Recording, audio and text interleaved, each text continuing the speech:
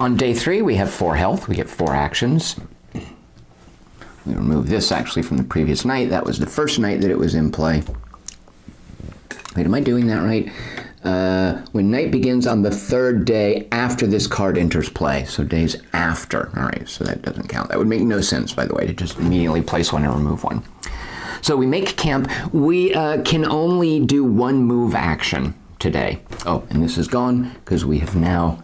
And so these use little dry erase markers. So I got these on, I think, Etsy or something. A fellow makes these, and they're just little dry erase tokens, and you can just easily do that with a dry erase marker. I find them super helpful in various games. So we can only do 1 move action, and where do we need to go? Well, we've got a forest card, we've got a place card, we're going to need a mountain card. So let's do this. I'm going to spend an action hiding. Oh, what do I didn't defeat an enemy, and I haven't ended a turn in a forest yet, which will be good eventually. Should we mosey over towards this forest? Yeah, we're near a mountain. Let's go ahead and get that.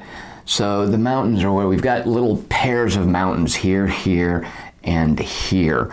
Little like mountain ranges. And then we have this stretch of forest right here.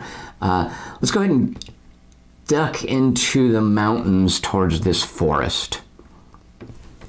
All right, so we're hidden, which is important because you don't want to get ambushed in the mountains. We've got 4 combat dice, which are pretty healthy because we're an elf soldier wearing power gauntlets. Man, look at those. They've got like spikes. Look at this. Look at those. Yeah, that's like some Wolverine stuff there. Those would leave a mark. All right, so let's head down. We're hidden. Our 1 move action this turn, head down to the mountains. And let's draw a mountain card. In the mountains, we find an avalanche. We have to do a study test of 3. Our study is 3. So they all have to hit, or we can get 2 hits and burn this. Here we go. Study is purple. I'm using these dice from a terrible board game called Roll Player, R-O-L-L, which I think is awful, but I love having all these colorful dice.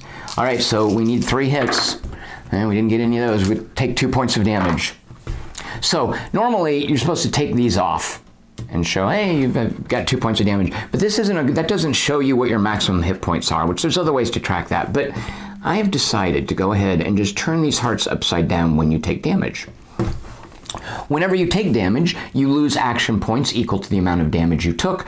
So we took 2 damage, we lose 2 action points. The avalanche was an event, it is not persistent, it is now gone, but it did its damage. So we had a pretty unremarkable day 3. We walked into these gently rolling hills, and an avalanche fell on us, and we're stuck.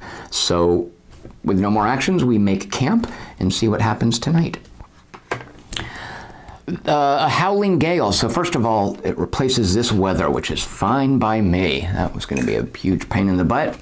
The veil of fog no longer exists. Instead, there is a howling gale, which means every time a stranger comes out, he gets one of these little fluffy cloud icons, which for some reason is how the game represents an obstacle. And we don't currently have any strangers, but as they come out, these will be added, and I'm just going to pile a few of those up there to remind me. And we also flip the old wood, and you know what that's going to do? It's going to bring a plot into play. The old wood is actually where the Prince of Ruin, is that his name? The Prince of Ruin will appear. So we flip that, and his plot here, the Cavern of Ruin. We have to go over here and lose 2 gold, and then we can take this card into our hand.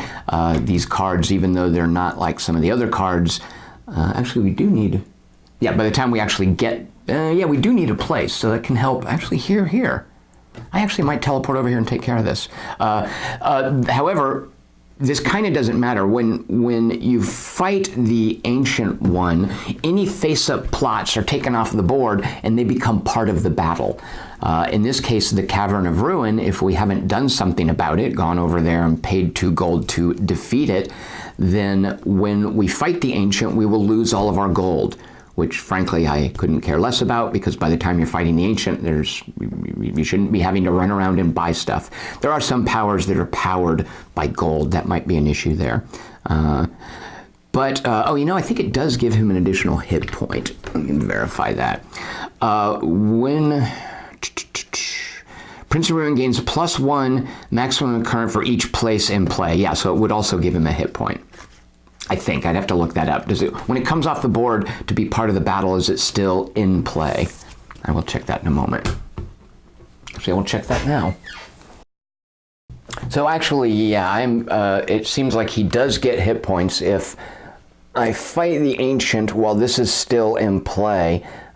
Even if I don't care about the ability it gives him during battle, it does give him an additional hit point. So it would behoove us to get rid of that. He starts with 10 hit points. He rolls 7 dice. He's a nice middling demon. And that is the end of day 3.